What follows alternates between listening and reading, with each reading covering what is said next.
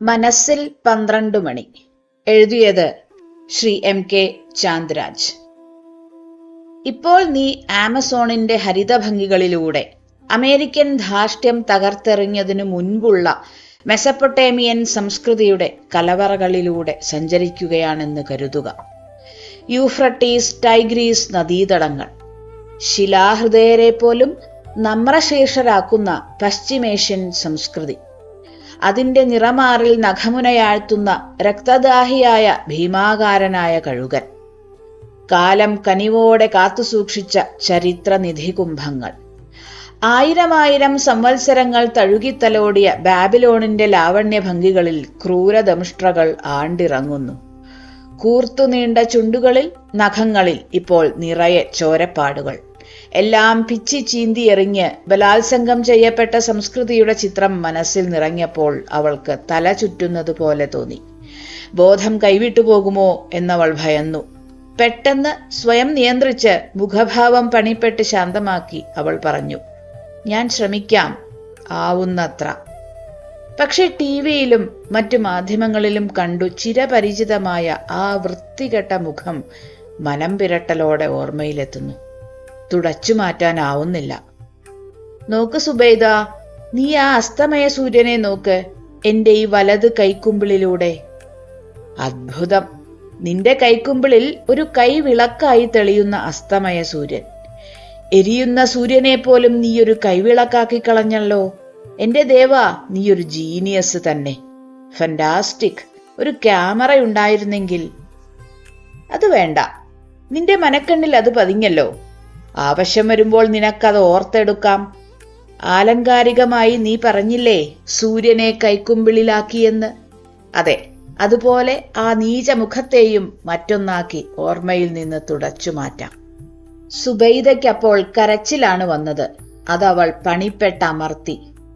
ദേവാ, നിനക്കെന്നോട് വെറുപ്പ് തോന്നുന്നില്ലേ ഞാനൊരു എച്ചിൽ പാത്രമെന്ന്? ഛേ, എന്തൊക്കെയാണ് നീ പുലമ്പുന്നത്? നിന്റെ ജേർണലിസ്റ്റിക് മൈൻഡ് ഒരു തരം ജീർണതയ്ക്ക് വിധേയമാകുന്നു. കടൽപ്പുറത്തിപ്പോൾ ഇരുട്ടിന്റെ ആദ്യ ചുവട് പതിഞ്ഞു കഴിഞ്ഞു. തിരയിൽ കളിക്കുന്ന കുട്ടികൾ ഓരോരുത്തരായി വിട പറയാൻ തുടങ്ങുന്നു. എന്റെ ദേവാ, നീ ഒരു ആണായതുകൊണ്ട് ഈ അവസ്ഥ നിനക്കറിയാൻ കഴിയില്ല, ഒരിക്കലും. എന്നാൽ തൽക്കാലത്തേക്കൊരു കൂടുമാറ്റം നടത്തിയാലോ? അതറിയാൻ വേണ്ടി ഞാൻ പെണ്ണാവുക, ഒരു മോഹിനി വേഷം, നീ ആണും. ഈ സന്ധ്യയിൽ ക്രൂരഫലിതം പറഞ്ഞ് എന്നെ ഇത്രമാത്രം വേദനിപ്പിക്കുന്നത് എന്തിന്? ആ വാക്കുകളിലെ സാന്ദ്രത അയാളെ സ്പർശിച്ചു. ഞാനൊരു തമാശ പറഞ്ഞതല്ലേ, അങ്ങ് ക്ഷമിച്ചു കളയി. എടോ, നിന്റെ മേട്രന്റെ മുഖം ഇന്ന് കറുക്കും, തീർച്ച. ഞാൻ കാരണം നിനക്ക് ചീത്ത വിളി കുറേ കേൾക്കേണ്ടി വരുമോ?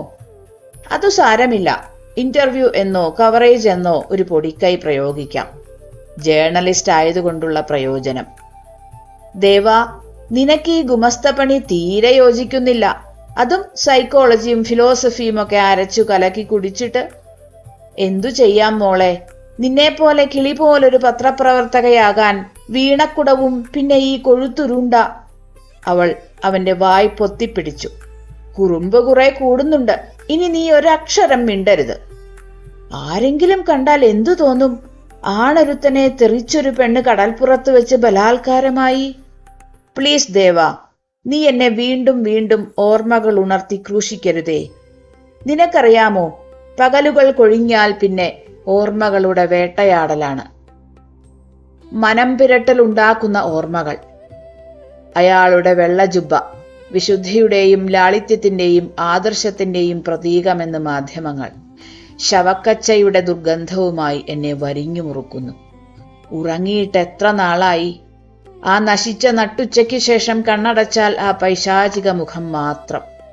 കഷണ്ടിയും കൂട്ടുപിരികവും കാതിലെ നരച്ച രോമങ്ങളും, മുഖമാകെ പരതുന്ന തടിച്ച ചുണ്ടുകൾ, കഴുത്തിനു നേരെ ചേർത്തുവെച്ച റിവോൾവർ, ആ കഴുകൻ കണ്ണുകൾ, കൊത്തി വിഴുങ്ങുന്ന നോട്ടം. ഉറക്ക ഗുളികകളാണ് പലപ്പോഴും ആശ്വാസമായെത്തുന്നത്. ആ വാക്കുകളിലെ നിസ്സഹായതയും ദൈന്യതയും ഉൾക്കൊള്ളാൻ അയാൾക്കു കഴിഞ്ഞു. ദേവനത് പുറത്തു കാട്ടിയില്ലെന്നു മാത്രം. വരിഞ്ഞു മുറുകിയ അവളുടെ മനസ്സ് അയാൾ തൊട്ടറിഞ്ഞു. എല്ലാം തുറന്നു പറയാൻ ഞാൻ ആഗ്രഹിച്ചതാണ്. അത് പക്ഷേ സർവനാശം വിതയ്ക്കുമെങ്കിലും. സുബൈദ, ഞാൻ പറഞ്ഞതുപോലെ നിന്റെ സ്റ്റോറി വിശ്വസിക്കുന്നവർ നന്നേ കുറവായിരിക്കും. കാരണം അയാളുടെ ഇമേജ്, പോപ്പുലാരിറ്റി, ആദർശധീരൻ എന്നൊക്കെയല്ലേ നിന്റേതുൾപ്പെടെയുള്ള പത്രങ്ങൾ കാച്ചുന്നത്. നീ അയാളുടെ വീട്ടിൽ ഒറ്റയ്ക്ക് കടന്നു ചെന്നത് എന്തിനെന്ന ചോദ്യത്തിന് എന്തു മറുപടി നൽകും? രാഷ്ട്രീയത്തിന്റെ എല്ലാ ഗോതകളിലും പയറ്റി തെളിഞ്ഞിരുന്ന അയാളെക്കുറിച്ചുള്ള കോടതി ചോദ്യങ്ങൾ നിനക്കു നേരെ തിരിഞ്ഞ് നിന്നെയൊരു സ്വൈരിണിയാക്കും. ഇന്റർവ്യൂവിനായിരുന്നെങ്കിൽ അയാളുടെ ഓഫീസിൽ പോയാൽ പോരായിരുന്നോ? വാദി പ്രതിയാകും. അങ്ങനെ എത്ര സംഭവങ്ങൾ. എനിക്ക് മറ്റെന്ത് ചെയ്യാനാവും? നീ ചെയ്യേണ്ടത് ഇത്ര മാത്രം. എന്താണ് ദേവാ? ഈ മണലിൽ മലർന്നു കിടന്ന് ചെഞ്ചായം നിറഞ്ഞ ആകാശത്തേക്ക് നോക്കൂ ലാഘവത്തോടെ. ദേവാ, നീ എന്നെയൊന്ന് മരണത്തിലേക്ക് പറഞ്ഞു വിടുമോ? വേദനയില്ലാത്ത അനായാസ മരണം. ഛേ, നിന്റെ ഈ ജൽപ്പനം നിർത്ത് സുബൈദ. ഇതെന്താണ്? നോക്ക്, നിന്റെ വലതു കൈപ്പത്തി. അതെ, ഈ കൈവെള്ളയിലേക്ക് സൂക്ഷിച്ചു നോക്ക്.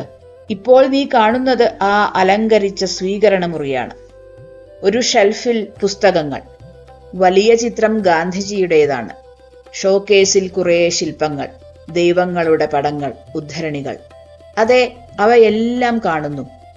ആ മനുഷ്യന്റെ മുഖം കാണാനുണ്ടോ? അതെ, അയാൾ തോക്കെന്റെ കഴുത്തിനു നേർക്കു പിടിച്ച് പച്ചച്ചിരിയുമായി. മദ്യത്തിന്റെ രൂക്ഷഗന്ധം. എന്റെ ദേവാ, ഞാൻ വേണ്ട, പരിഭ്രമിക്കേണ്ട. ഈ കൈവെള്ളയിൽ തന്നെ ശ്രദ്ധിച്ചു നോക്കൂ. ഇപ്പോൾ അവിടുത്തെ ചുമരിൽ ഒരു ക്ലോക്ക് ഉണ്ട് അല്ലേ? അതെ, അതവിടെ ഉണ്ടായിരുന്നു. ഞാനത് നന്നായി ഓർക്കുന്നു. ആ ക്ലോക്ക് ഇപ്പോഴും അവിടെ ഇല്ലേ? ഉണ്ട്, ഇപ്പോഴും അതവിടെയുണ്ട്. സമയം എത്രയായി? ഉച്ചയ്ക്ക് 12 മണി. അന്നത്തെ പോലെ ആ മണിയൊച്ച കേൾക്കുന്നുണ്ട്. ഇപ്പോൾ ഈ കൈവെള്ളയിൽ തെളിയുന്ന ക്ലോക്കിലും മണി 12 അല്ലേ സുബൈദ? അതെ, കൃത്യം 12. ഇനി ഈ കൈവെള്ളയിൽ അയാളുടെ മുഖം കാണാനാവുന്നോ? ഒന്ന് സങ്കൽപ്പിച്ചു നോക്ക്. ഉവ്വ്, അവ്യക്തമായി അയാളുടെ മുഖം. ആ മുഖത്തിൽ നിന്ന് ശ്രദ്ധ മാറ്റൂ. പകരം ആ ക്ലോക്കിൽ മനസ്സിരുത്തി ശ്രദ്ധിക്കൂ. ഇപ്പോൾ ആ മുഖം കൂടുതൽ അവ്യക്തമാകുന്നില്ലേ? അതെ, മാഞ്ഞില്ലാതാവുന്ന പോലെ. പകരം എന്താണ് വ്യക്തമായി തെളിയുന്നത്? ക്ലോക്ക്. അതിന്റെ സൂചി 2:12 തന്നെ തെളിഞ്ഞു കാണാം. ആ മണിമുഴക്കം കേൾക്കാം വ്യക്തമായി. ഇനി ഒരിക്കൽ കൂടി ആ മുഖം സങ്കല്പിച്ചു നോക്കൂ. ഇല്ല, സങ്കല്പിക്കാനാവുന്നില്ല. പിന്നെ എന്താണ് മനസ്സിൽ തെളിഞ്ഞു വരുന്നത്? ആ ക്ലോക്ക് മാത്രം, മറ്റൊന്നുമില്ല, മറ്റൊന്നും. ഒരു കുഞ്ഞിനെ പോലെ അവൾ ചിരിച്ചു. ചിരിയുടെ അവസാനം അവൾ കണ്ണീരൊഴുക്കി, ദേവനറിയാതെ. 2 ദിവസം കഴിഞ്ഞ് ഉച്ചയ്ക്ക് ദേവൻ ഓഫീസിലിരിക്കുമ്പോഴാണ് അവളുടെ ഫോൺ വന്നത്. ഹലോ ദേവ, ഒരു വാർത്തയുണ്ട്. അതു സൃഷ്ടിക്കലല്ലേ നിങ്ങളുടെ പണി? അല്ല. സുബൈദ, എന്താ പുതിയ വല്ല സ്കൂപ്പും? പാർട്ടിയുടെ പടലപ്പിണക്കങ്ങൾക്കിടയിൽ നിന്ന് നിനക്കു വല്ല എല്ലിൻ തുണ്ടും വീണ് കിട്ടിയോ? ജനനായകരുടെ വികസന രഥയാത്രക്കിടയിൽ വല്ല യാഗാശ്വവും ബന്ധിക്കപ്പെട്ടോ? ദേവാ, അതൊന്നുമല്ല. പിന്നെ നീ ഇന്ന് വളരെ ഹാപ്പി മൂഡിലാണല്ലോ. എന്തുണ്ടായി പറയടോ? ദേവാ, നീ നിന്റെ വലതു കൈപ്പത്തി നോക്ക്. ഇതെന്താ, കുയിലിനെ പാട്ട് പഠിപ്പിക്കുന്നോ? ദേവൻ പൊട്ടിച്ചിരിച്ചു. ദേവാ, ഞാൻ പറഞ്ഞതുപോലെ ചെയ്യേ പ്ലീസ്. ശരി, നോക്കി. ഇനി ആ നീചന്റെ വൃത്തികെട്ട മുഖം സങ്കൽപ്പിച്ചു നോക്ക്. നിനക്കു തമാശ പറയാൻ കണ്ട നേരം. തമാശയല്ല, അത് പറഞ്ഞത് നീ തന്നെയല്ലേ. ഞാൻ പറഞ്ഞത് 100% ഗൗരവമുള്ള കാര്യം. അവളുടെ ശബ്ദത്തിലെ ഭയാനകമായ ദാർഢ്യം ദേവൻ അറിഞ്ഞു. അവൾ തുടർന്നു. സങ്കൽപ്പിച്ചു നോക്ക്, ആ മുഖം തെളിയുന്നോ? ഉണ്ട്. ഇന്നലെ ടിവിയിൽ കണ്ട അതേ വേഷം.